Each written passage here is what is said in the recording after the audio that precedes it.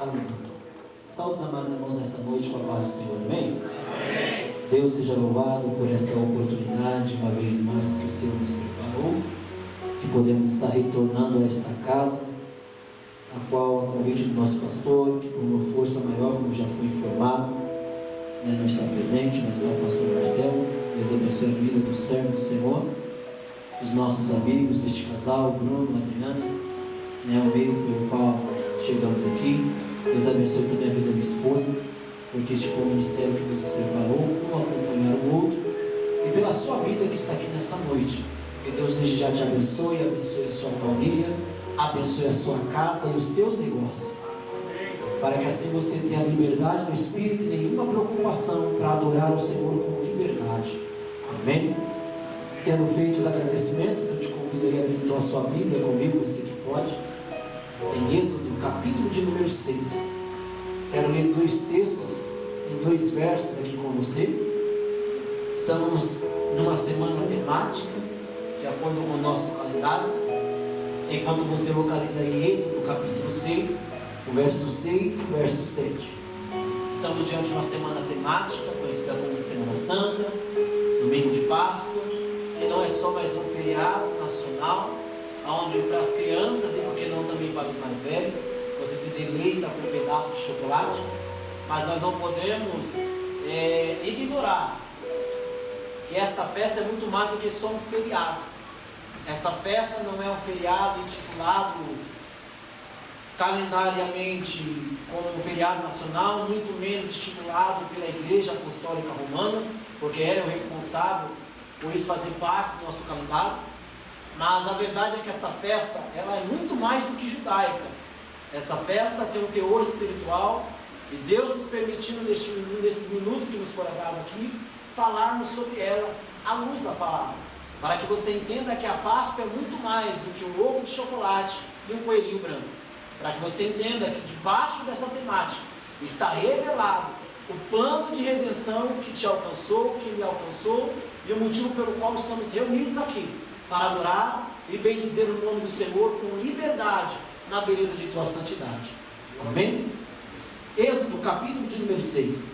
Você que tem Bíblia, me acompanha. Você que não tem, só me acompanha aqui pelo telão. Deus abençoe a vida dos nossos irmãos aí, responsáveis na mesa de som aí, do computador, para nos dar esse auxílio.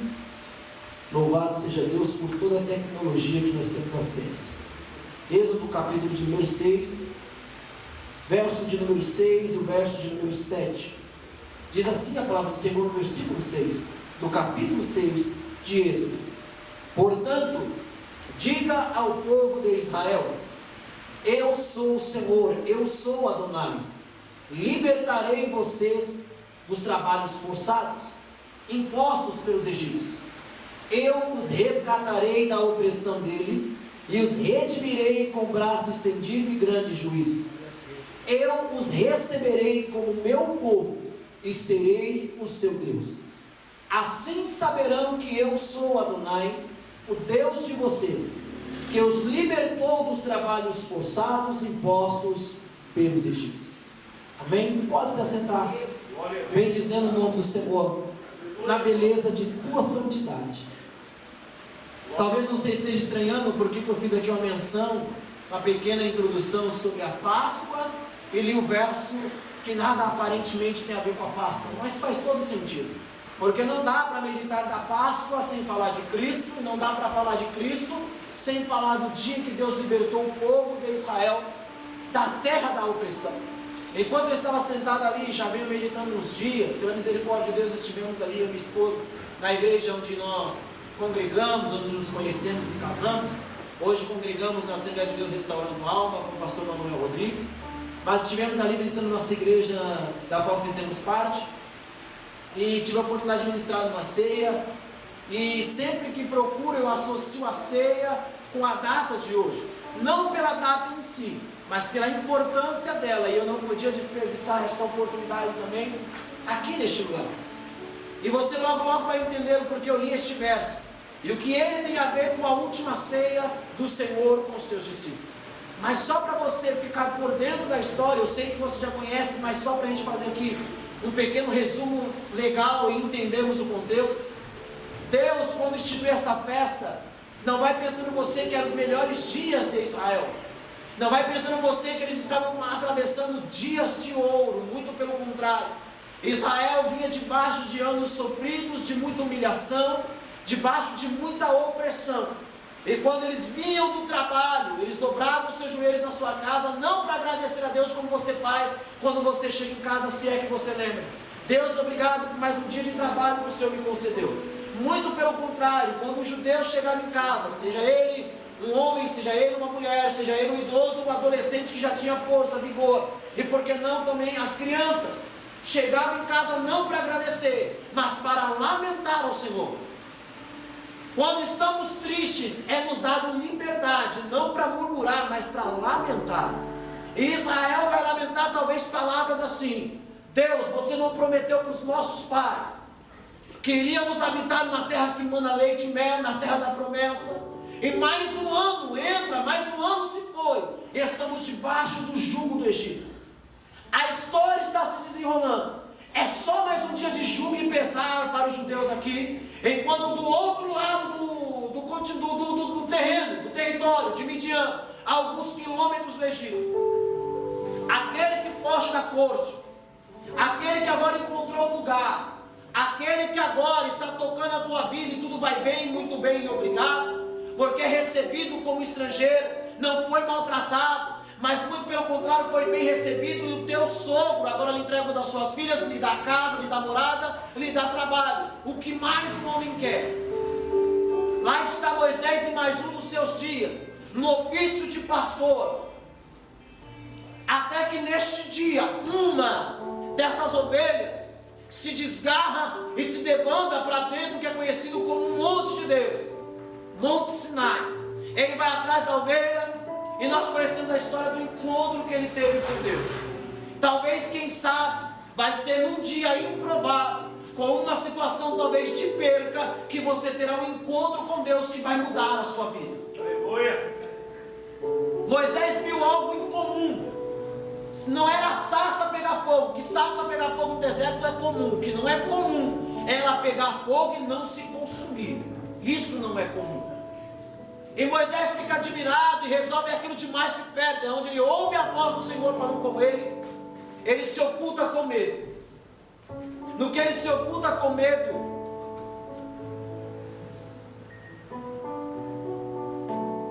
Deus começa a falar com ele: Moisés, chegou o dia do que, Senhor? Eu tenho ouvido a lamentação do meu povo, tem subido até a mim as lágrimas de Israel.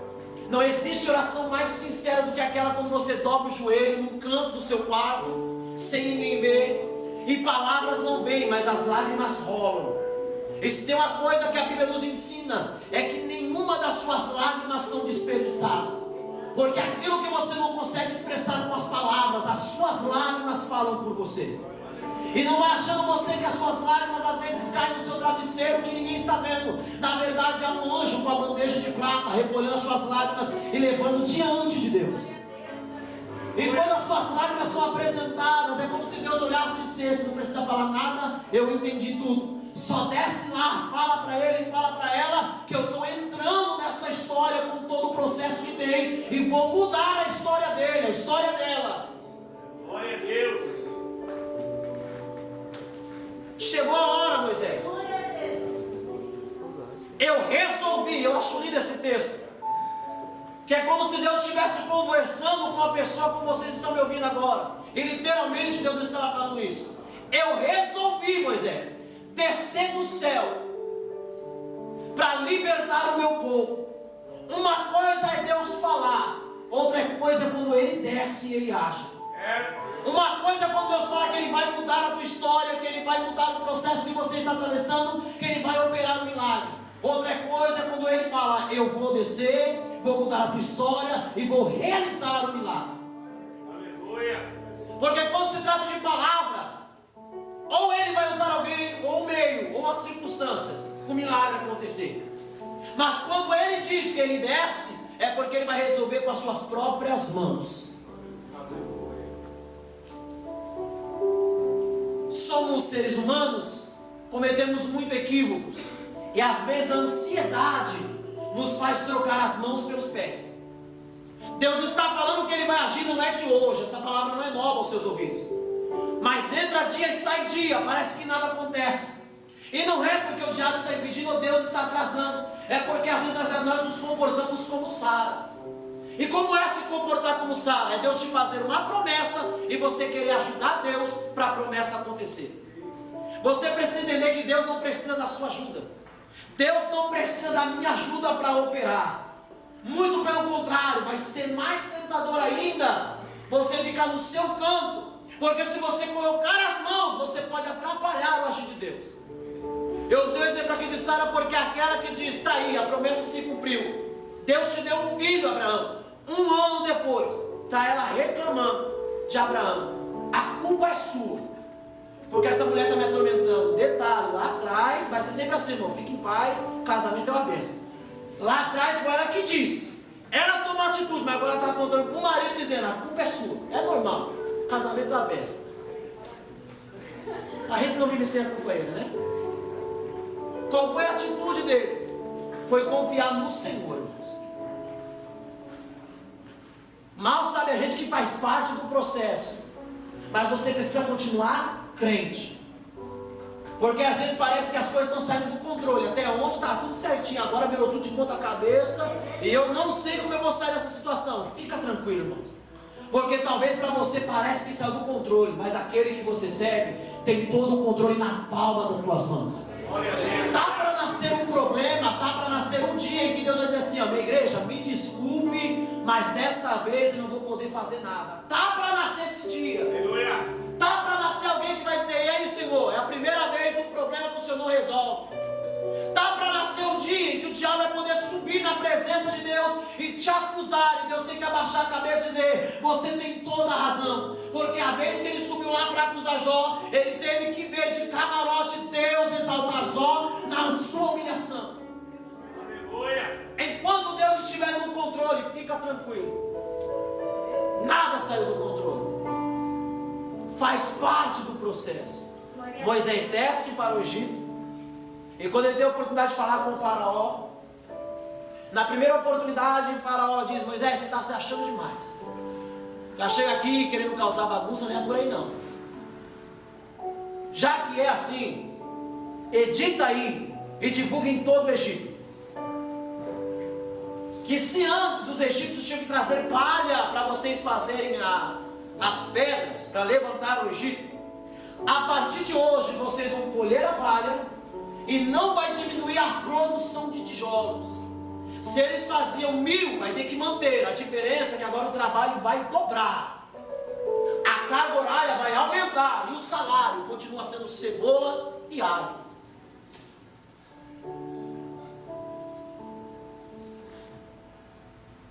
Os egípcios foram inteligentes. Porque a melhor maneira de você quebrar o espírito de alguém não é confrontá-lo fisicamente, não é chamá-lo para dentro de um ringue ou de um octógono.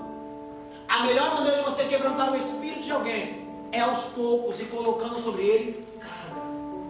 É quando você quebra o orgulho dele. Israel se orgulhava de ser o povo escolhido de Deus, a nação escolhida, os filhos de Abraão, Isaac e Jacó, patriarcas respeitados em todo o território ali conhecido. Mas agora eles estão com o espírito quebrantado. É mais ou menos assim. Imagine você aqueles homens arrão de 1,80 m, todo musculoso, e ter que olhar para um egípcio franzino e ter que abaixar a cabeça para ele, porque ele tem na mão um chicote e palavras que quebram o seu orgulho, aonde você não tem força para retrucar. E ai de você se você retrucar. Eles tinham que trabalhar de cabeça baixa. Quando Moisés vem com a palavra de libertação, não vai imaginando você que o povo deu saltos de glória a Deus e aleluia. Muito pelo contrário, Moisés, a sua palestra foi motivadora, a sua palavra até me inspirou, mas eu não acredito nesse negócio não. Eu até sei que é uma história que é para fazer as crianças dormir, mas eu não acredito mais nesse negócio não. Uma coisa é incredulidade, a outra coisa é de tanta frustração, você desistir dos seus sonhos, você não acreditar que a promessa vai se cumprir. E foi o que aconteceu com Israel. Quando Moisés volta e o faraó dá esse decreto, dos versos que vão suceder o verso 6. Moisés vai dizer: Senhor, o Senhor não prometeu, o Senhor não disse que vai libertar o povo, mas muito pelo contrário, parece que as coisas só piorou. E Deus fala: Moisés, chegou o momento, e agora eu vou mostrar para os egípcios e para Israel que eu sou o Senhor. Glória a Deus. Quando eu me revelei a Abraão, Isaac e Jacó, não me revelei pelo meu nome, porque o nome revela caráter. Tem pessoas que hoje no nosso meio é assim: você quer falar alguma coisa negativa, basta você citar o nome dela. Mas há outra, em contrapartida, aquelas pessoas que são referência, que você quer falar algo bom, basta você citar o nome daquela pessoa, que ela se torna uma referência. O nome vai revelar caráter, porque o nome está associado com as atitudes da pessoa. As suas atitudes espelham qual é o seu nome na praça. Eu não estou falando do Serasa, eu estou falando da maneira como as pessoas te conhecem. Talvez seu nome pode estar até negativado, mas talvez por onde você passa, as pessoas não te falam diretamente nos seus ouvidos, mas vira para outra e diz: um dia eu quero ser como aquela mulher, um dia eu quero ser como aquele homem, porque eles são fonte de inspiração para mim. Glória a Deus. Já vivi um testemunho disso, irmãos, e o peso é grande, de uma pessoa virar e dizer para você: Israel, tentei nos louvores, não deu certo, tentei na mocidade, não deu certo, estou na igreja, só não saí da presença, porque eu olho para você e vejo um homem de Deus. E não vai achar você que eu me inspirei naquilo, eu tremi na base, irmãos, porque ali eu entendi que ai de mim se eu tropeçar, que eu não caio sozinho. Ela confessou, e aqueles que ficam só nos bastidores, talvez você não dê nada para a sua vida, se olha no espelho, todo encurvado, dizendo: sou só mais um qualquer, não sou ninguém, e vida que segue.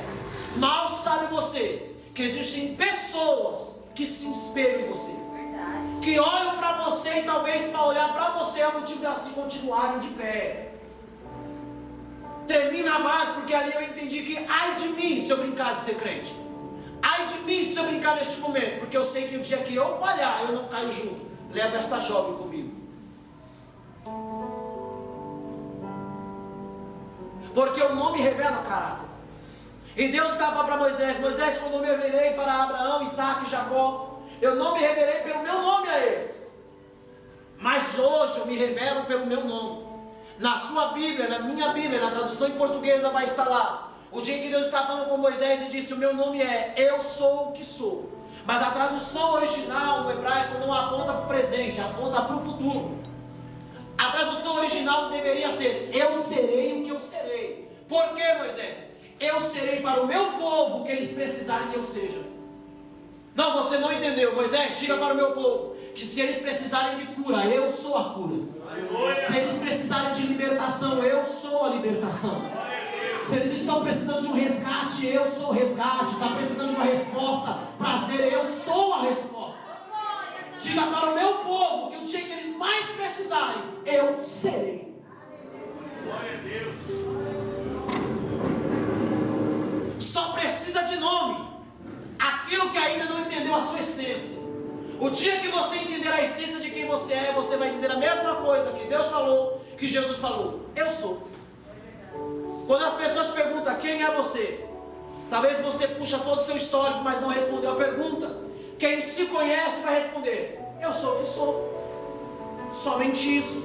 Não, mas você está se colocando na posição de Deus. Não, não estou me colocando na posição de Deus, é porque eu entendi quem eu sou. Você só vai entender quem você é quando você aceitar o seu propósito na terra. Você não é um acidente de percurso. Você não é mais uma aventura dos seus pais. Você não é obra dos seus pais. Você foi gerado pela vontade de Deus. Você não é um acidente de percurso. Você não é algo planejado. Você é uma escolha a Deus pelo próprio Deus. Você está aqui na terra não de passagem. Você tem um propósito para cumprir aqui. E enquanto você não entender, enquanto você não cumprir o seu propósito, doença não vai te pegar, a morte não vai te pegar.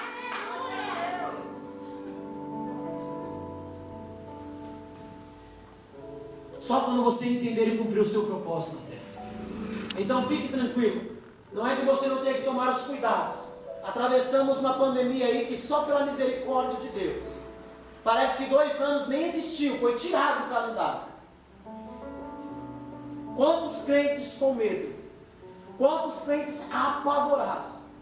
Alguns, em contrapartida, irresponsáveis. Porque não é porque você está debaixo de uma promessa que você vai andar de qualquer maneira. Você tem que juntar o útil com o agradável. Tinha que usar máscara, tinha que higienizar as mãos, evitar lugares ali aglomerados. Mas não com este medo. Pastor, ora por mim, porque eu acho que eu estou com Covid, desce eu passo, eu vou morrer. Pastor, ora por mim, pastor, porque eu acho que esse demônio lá do Covid chegou lá em casa. São pessoas, eu não as culpo, que vivem uma vida corrida e não separam um tempo,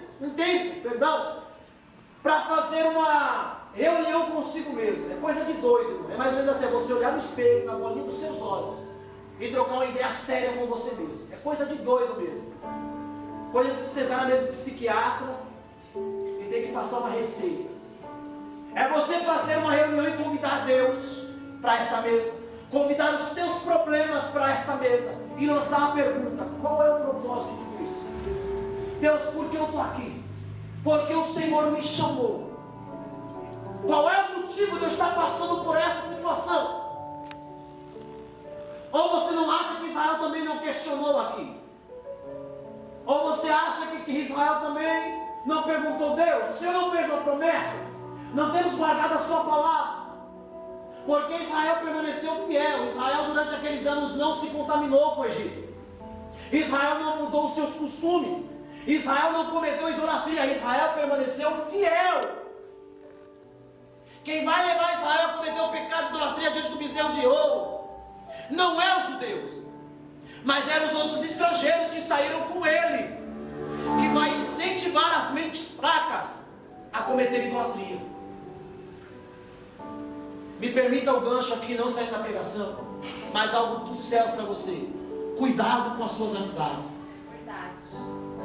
Cuidado com as pessoas que você anda. Vou mais além. Cuidado com as pessoas que você convida para dentro da sua casa.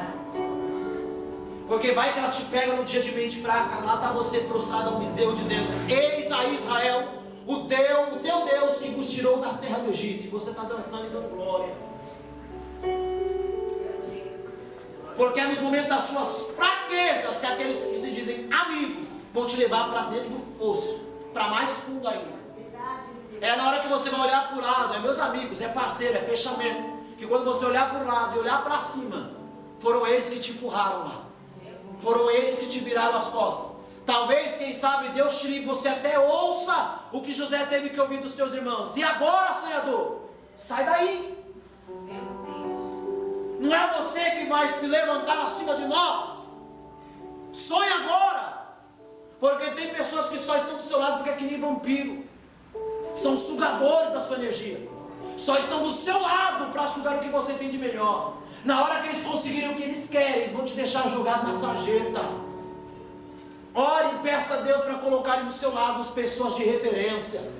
Pessoas maiores que você, porque a Bíblia diz: me diga com quem tu andas, que eu direi quem tu és. Se você anda na companhia de príncipes, te chamarão de príncipes e de princesas.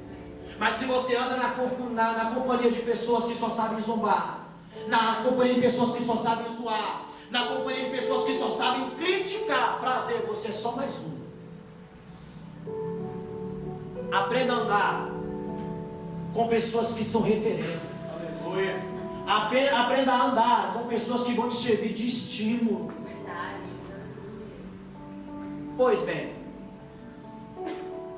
e Deus fala com Moisés: Moisés, é hoje que eu vou libertar o povo de Israel. E quando Deus liberta o povo de Israel, é instituído a ceia, a Páscoa que nós conhecemos. Uma tradição com quase 3.000 anos e meio instituída desde que Deus tirou Israel lá do Egito. Com o tempo, a festa foi se aprimorando, se modernizando, mas não fugindo dos seus princípios. 6 séculos antes de Cristo, vai ser introduzida pelos rabinos uma tradição judaica. E Jesus, ele era um rabino. Jesus não era cristão, ele era judeu, ele servia no judaísmo, ele praticava o judaísmo. guardava o sábado, citava a Torá, orava, seguia a tradição oral. E hoje não é segredo para ninguém, você acessa a internet, você tem muitos materiais que falam disso. Nas ceias que ele seguiu desde a infância, era só uma tradição, mas nesse dia foi especial.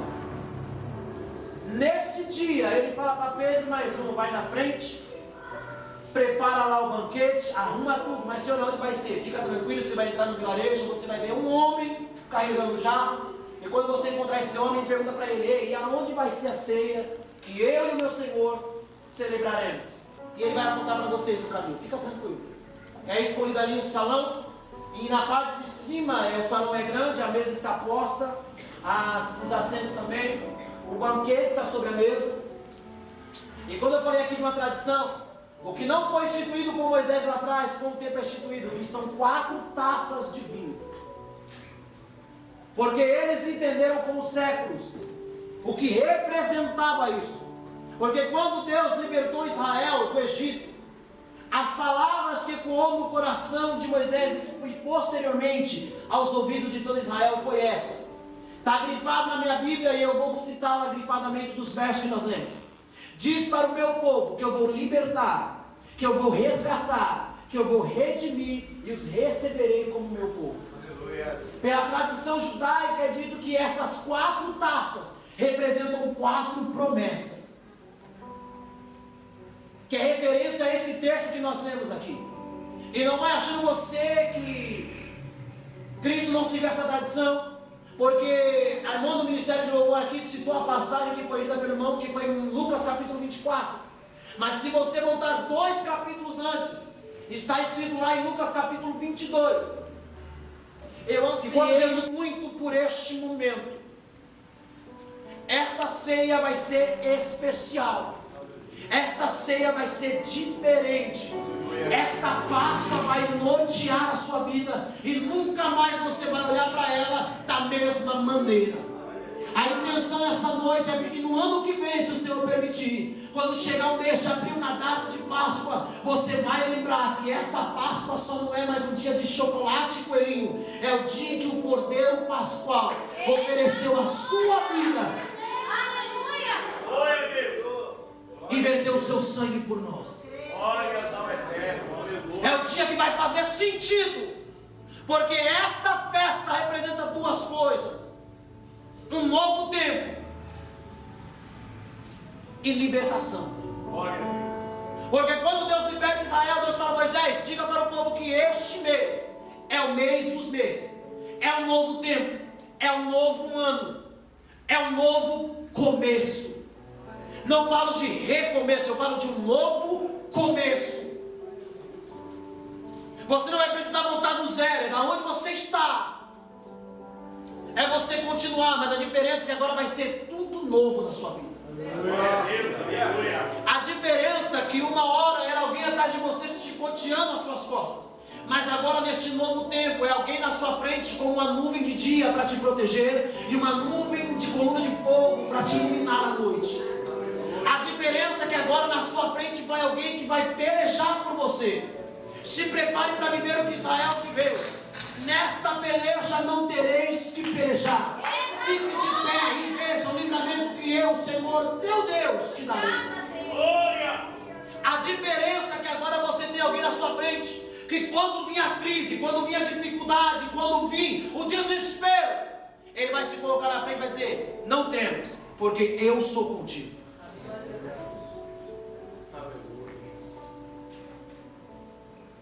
Jesus se assenta naquele banquete.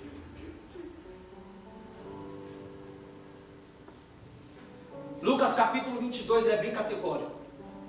É tradição nas nossas igrejas que primeiro é servido o pão e depois a ceia. Sim ou não? Sim ou não? Sim. Mas Lucas capítulo 22 fala que primeiro foi dado uma taça, não um pão. E a sequência não está errada. Eu falei aqui de 4 taças. E Lucas, ele registra isso. As taças de vinho. Se você ler Êxodo, você não encontra vinho na história. O que você encontra é um cordeiro assado às pressas, sem limpeza, só tirou os pelos, não deu tempo, em um pão que não fermentou. Por que tinha que ser feito às pressas e o pão sem fermento? Porque toda vez que você olhar para aquele cordeiro, toda vez que você olhar para aquele pão que não fermentou, é para você lembrar, o dia que Deus mudou a tua história, foi rápido. Não, você não pegou isso aqui. Quando você olhar para o cordeiro e você olhar para o pão sem fermento, o pão vivo que desceu do céu, é para você lembrar que como é o dia para a noite, é Deus mudando a tua história. É as pessoas olhar para você, talvez vão entrar na sua rede social. Ninguém mandou você colocar as fotos lá. Pegar a foto quando era você sem Cristo e uma coisa com você com Cristo. E fazer aquelas montagens hoje, seja pelo iPhone, seja pelo Android, não importa. Vai fazer aquela montagem na foto e brincar com a sua avó e mandar para você. Quem era você e quem é você hoje. Quem te viu e quem te vê. Antes você não era ninguém. Quem é você hoje? Talvez um dia eu chegue lá. Se prepare. Porque quando Deus mudar a tua história, você vai ficar irreconhecível. Glória a Deus. Porque aquele que ontem era escravo, agora é liberto. Glória a Deus. Aquele que outra hora o diabo ele sambava, agora baila no espírito. Aquele que outra hora você chegava na casa dela em questão de segundos já ia embora, porque era só intriga, era só briga, o clima era pesado. Você vai montar acampamento lá dentro. De maneira que o anfitrião vai ter que dizer: ô camarada, perdão, mas você não tem casa não? Porque Deus vai transformar a sua casa numa referência de bênção. Glória a Deus. Eu sei que vai encher o saco, vai incomodar, mas é porque as pessoas entenderam que na sua casa haverá paz. Eita, glória, aleluia. Na sua casa tem algo que falta na minha. Qual é a receita? Você que é irmã, hoje está diversificada, porque é mais cara das irmãs do que dos irmãos, mas tem os irmãos que gostam de se aventurar na cozinha. Uma coisa é alguém te chamar no WhatsApp e passar aquela receita daquele bolo. Mas a coisa vai mudar, vão te chamar no WhatsApp e vão falar assim: ó, passa a receita, que receita de como eu faço para transformar a minha casa numa referência como é a sua. Passa para a minha receita de como eu faço para mudar o meu relacionamento com meu esposo, para mudar o relacionamento com minha esposa, com meu filho, com os meus pais. Como aconteceu na sua vida, passa para mim a receita. Porque quem olhava para Israel no deserto chamava de uma nação errante, mas a Bíblia é categórica em dizer que as 7 nações mais poderosas de Canaã estavam com medo. Havia uma carta que circulava entre eles e Raabe vai testificar. Está lá escrito no livro de Josué: pensei que o seu Deus é Deus, que Ele está no negócio. E fiquem vocês sabendo que os nossos príncipes têm medo de vocês. Glória a Deus. Vai chegar uma hora que Deus vai acabar com isso, de as pessoas olharem para você: lá, mais um crenteiro, mais uma crentelha, só subiu para a igreja, só gastando tempo. Vai acabar esse negócio. Os teus vizinhos vão ter que olhar e abaixar a cabeça e dizer: irmão, lembre de mim nas suas orações. Ô, irmã, ore por nós. Irmão, quando é que você vai lá em casa fazer oração? Vai mudar o quadro. Aqueles que não te davam nenhum valor, talvez vão tomar a mesma atitude loucas que alguns tomaram. Fiquei sabendo que Pedro ao meio-dia vai passar aqui do lado da rua. Como o sol está aqui, eu vou me assentar ali, porque na hora que ele passar, a sombra vai me cobrir e eu serei curado. Isso é só para quem tem fé, irmão. Porque fé anda lado a lado com a loucura. Porque alguém fazer esse cálculo de que ele vai se passar ali, vai fazer a sombra aqui, e quando passar por mim, por cima de mim, eu vou ser curado. Não vai ser preciso o pastor trazer um lenço e dizer: olha, toca aqui no lenço e você vai ser curado. As pessoas vão dizer: irmão, eu não consigo tocar em você, mas me empresta o seu lenço. Mentira, a desculpa é só para ele começar a passar no corpo e dizer: Senhor, me cura. Porque eu creio que no lenço dele tem unção, como é na vida dele. Porque assim como Deus operava na vida de Paulo, Deus pode fazer a mesma coisa com Glória você. a Deus, aleluia. Eu citei 2 relatos aqui que meram a loucura, mas é porque as pessoas acreditavam nisso. Se prepare, porque Jesus mesmo disse que farão sinais maiores do que o meu. Uma mulher precisou atravessar uma multidão a ponto de ser pisoteada, tocar na orla das suas vestes para ser curada. Se prepare para quando as pessoas te verem passando, vão te dar um peteleco no ombro, talvez você vai voar uns 2 passos para frente, mas não é que a pessoa quis brincar com a sua cara, é que ela viu ali uma desculpa para tocar em você e receber o milagre. Aleluia. Glória a Deus. Se prepare para quando você entrar no velório, você tumultuar o velório. Talvez você nunca mais vai ser convidado, porque na hora que o morto se levantar, não vai ficar um na casa, Nessa hora todo mundo chora, Senhor, porque levou. Mas na hora que levantar e se assentar, não vai ficar um de pé, vai ficar um pé. Se prepara, porque Deus pode fazer isso com você também. De você dizer, irmão, volta alguém aqui, dá um copo de água, porque aquele que estava morto reviveu. Eu sei que parece utópico, mas não é, irmãos. É para quem crê. A gente fala dessas narrativas bíblicas, é linda. Mas quando a gente volta para nossa casa e diz, Misael, a minha realidade é outra. É porque você ainda não está vivenciando o melhor de Deus. E não é porque o diabo se colocou no seu caminho, ele nem ousa fazer isso. O caminho está aberto, irmãos, é só você querer passar. Glória, aleluia. Se o problema é as águas, não tem problema, nem que Deus tenha que fazer 2 paredão, nem que você tenha que atravessar por terra seca, mas você vai passar. Se Deus não abrir o mar, fica tranquilo, Deus vai fazer você passar por cima das águas. Se o problema é a fornalha, fica tranquilo, Deus vai permitir te jogar dentro dela. A diferença é que Deus já deu uma ordem, fogo. Você pode até queimar as cordas, mas você não vai tocar no fio do cabelo dele. Você não vai tocar no fio do cabelo dela.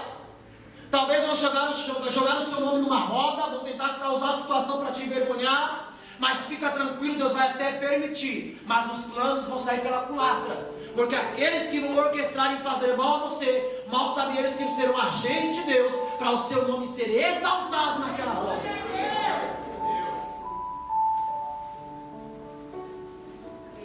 Deus vai mudar histórias aqui nessa noite.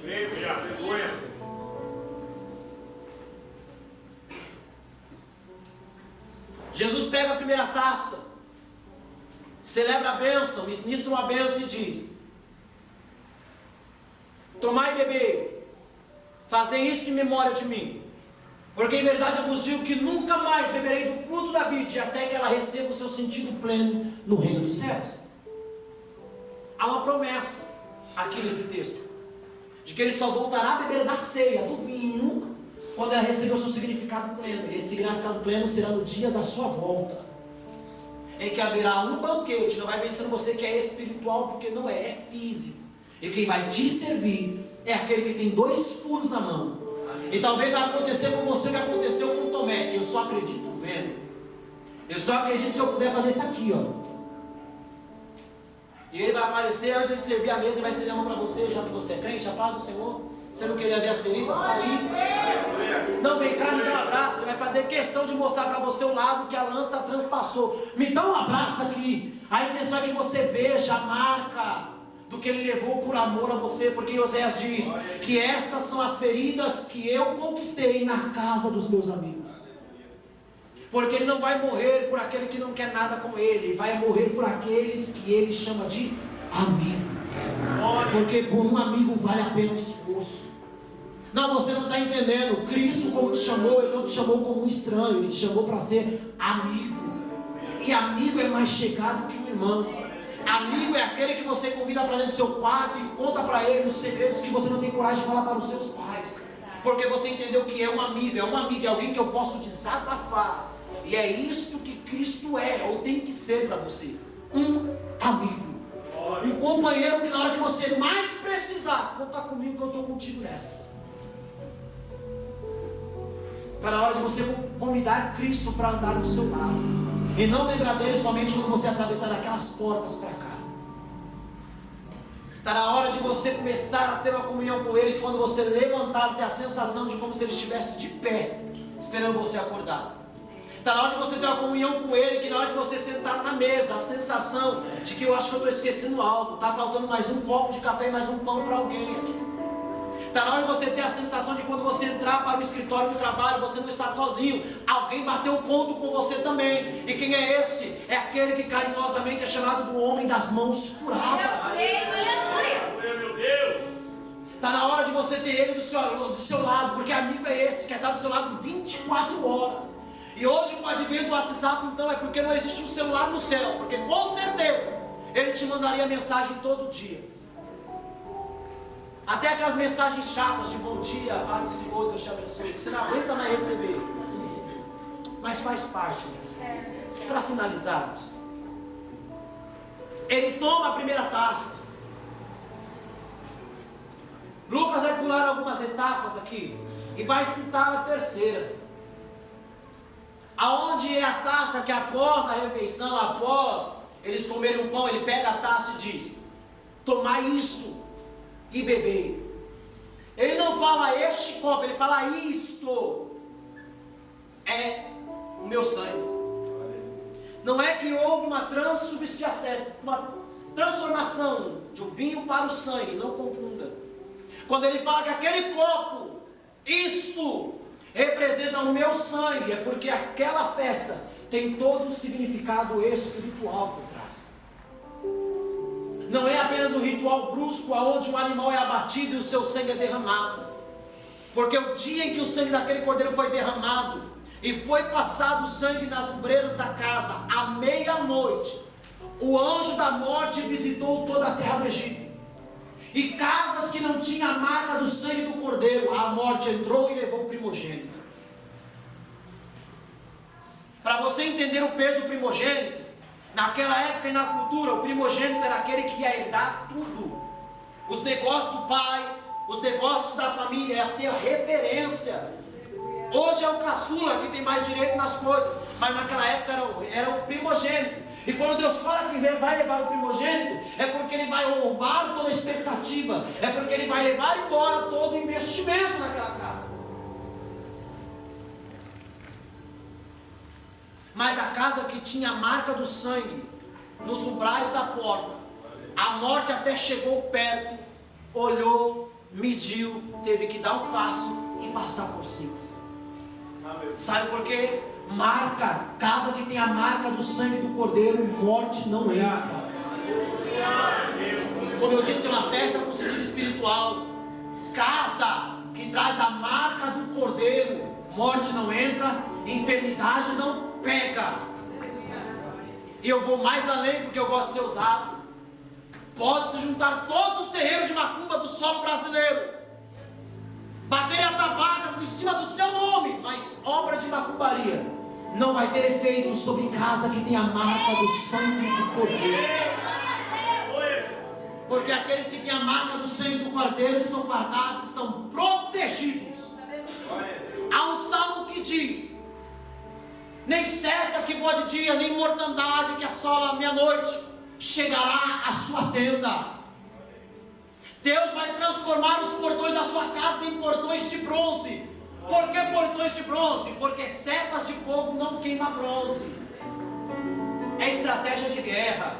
Deus vai transformar a sua casa numa fortaleza, de modo que você vai resistir ao diabo e a todos os seus agentes.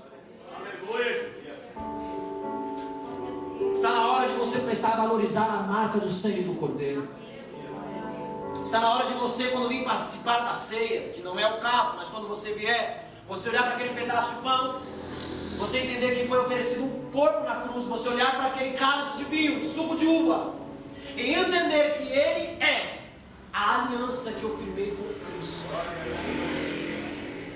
A aliança não parte só de um, a aliança parte de dois. Não dá para fechar uma aliança sozinho. Ninguém entra no negócio sozinho, procura um parceiro, uma parceria. Sócios. Deus, quando chamou Israel para fechar uma aliança. E o que é mais lindo neste trato é que Deus ofereceu os céus e a terra que manda leite e mel para Israel.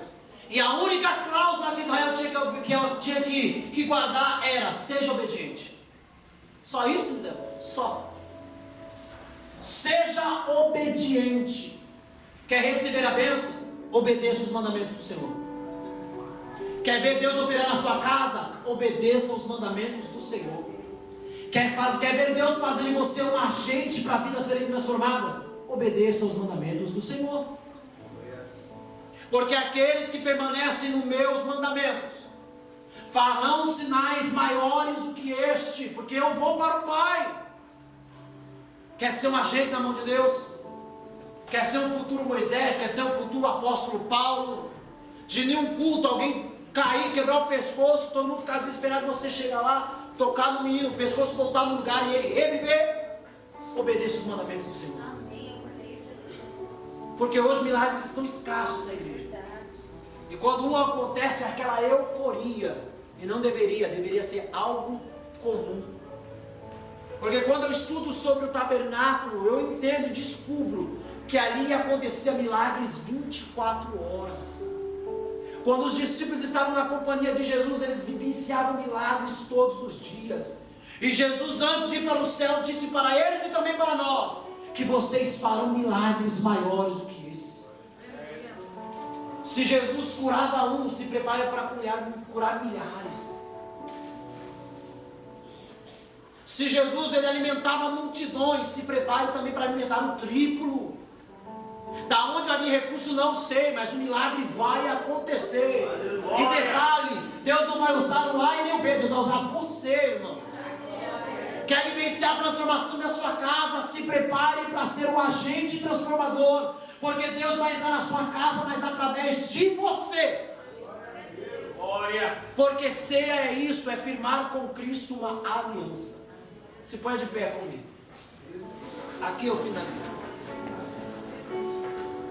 Com a permissão do pastor, eu convido a minha esposa a louvar. Amém. Aleluia. Enquanto a serva do Senhor se aproxima, finalizo. O terceiro cálice fala de redimir, redenção. Se levássemos isso para uma área mais filosófica, uma área mais prática da vida, são 4 estágios que você vai atravessar. Saindo de uma terra que te limita, saindo de uma terra de aflição, de dor, passando pelo deserto da vida, onde você vai passar por um processo de maturidade. Enquanto você atravessa os 4 processos, os 4 cálices, para que aí sim você possa herdar a terra que emana leite e mel. Se você respeitar o processo, se você vivenciar o processo, se prepare para pisar na terra que emana leite e mel. E que eu estou apresentando para você não é uma utopia, uma ufania, não, o que eu estou apresentando para você é uma realidade. Pode cantar. O que eu estou apresentando para você aqui é uma verdade, porque são 4 promessas. E a promessa que Deus te fez, Ele vai cumprir. Mas você precisa respeitar o processo. Feche os seus olhos enquanto ela louva. E medita no processo. Por inteiro eu faço. Sinta Deus envolver a sua vida. Mas vem novamente. E sinta Ele te libertando desta terra que te limita.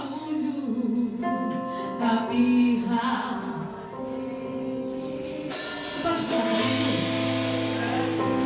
Que tua presença aumente. Atravessa o processo, aguenta. O teu fogo em nós. Porque quando você passa pelo processo, tem pão e tem água para você. Aleluia, eu me rasgo. Eu me rasgo. Por inteiro eu faço tudo, mas vem novamente. Eu mergulho na mirra ardente, mas peço que tua presença aumente. E quando você atravessa o processo, sinta a presença de Deus.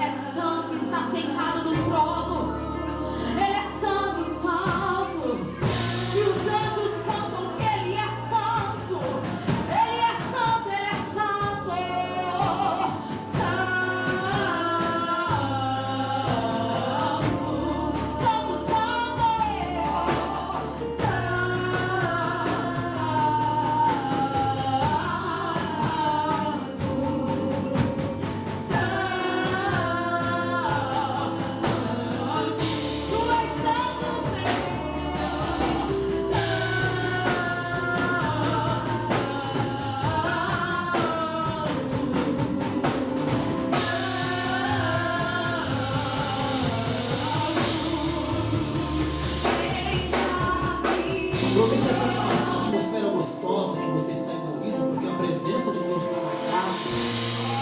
E de que hoje você está saindo daqui com a aliança renovada com Ele. Mas sai daqui abraçado com força, não marcando por nada a presença dEle. Porque hoje você vai sair daqui transformado, porque hoje você renova a sua aliança com Ele. Porque o cálice da nossa redenção já foi derramado, já foi tomado, já foi oferecido na cruz do Calvário.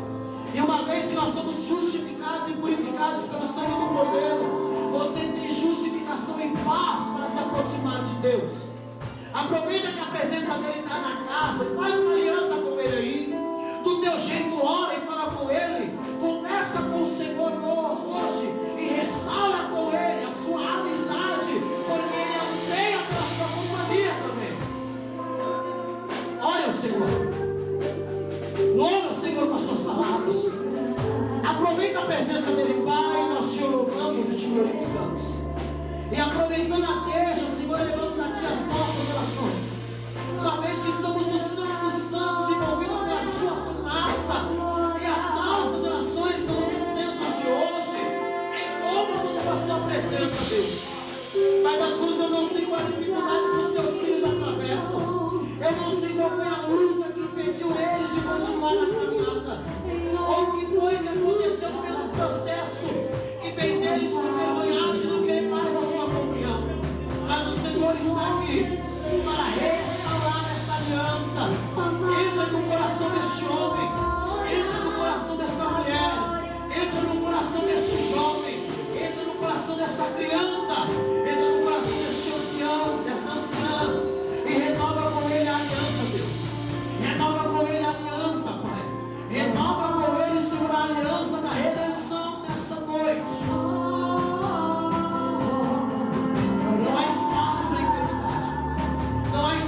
soprar espírito sobre pessoas. Também repito aqui, Senhor, não é espírito